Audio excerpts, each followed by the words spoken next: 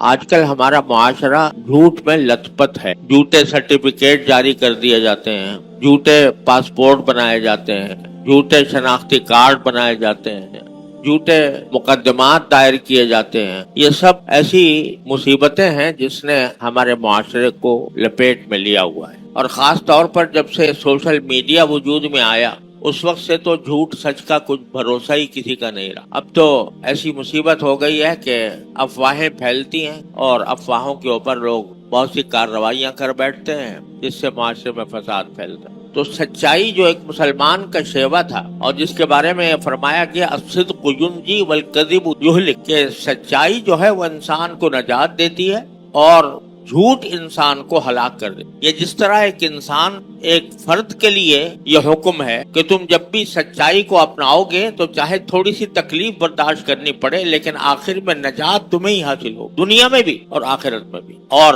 ایسے بے شمار واقعات تاریخ میں موجود ہیں کہ سچائی کی وجہ سے اللہ تبارک و تعالی نے انسان کو بہت اعلیٰ مرتبے پر پہنچایا. اور اگر جھوٹ بولتا تو جھوٹ بولنے کی صورت میں اس کو دنیا کے اندر بھی ناکامی کا سامنا کرنا پڑتا. تو یہ الصدق ینجی والکذب یہلک, سچائی نجات دیتی ہے اور جھوٹ ہلاک کرتا ہے. ہمارے معاشرے میں جو فساد برپا ہے اس کی وجہ یہ ہے کہ سچائی کا فقدان, اور جو چاہا منہ سے نکال دیا. بعض اوقات مبالغہ اتنا کر دیتے ہیں کہ مبالغہ جھوٹ میں داخل ہو جاتا. تو بھائی پہلا سبق یہ ہے کہ اپنی زبان کو سچائی سے آباد کرو. کوئی غلط بات, ناجائز بات, خلاف واقعہ بات زبان سے نہ نکلے چاہے وہ مذاق ہی میں کیوں نہ ہو.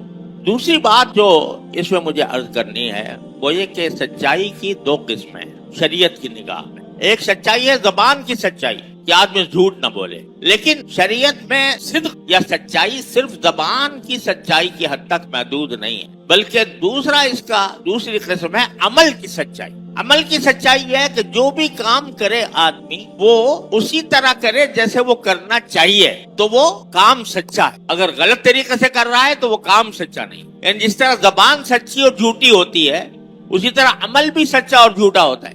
کسی کام کو آپ اس کے صحیح طریقے سے انجام دیں تو وہ کام سچا, غلط طریقے سے انجام دیں تو وہ کام جھوٹا. اور یہ سارے اعمال کے اندر یہی صورتحال ہے. سوشل میڈیا پر سب سے قدیم اور سب سے ریلائبل برانڈ درسقرآن.com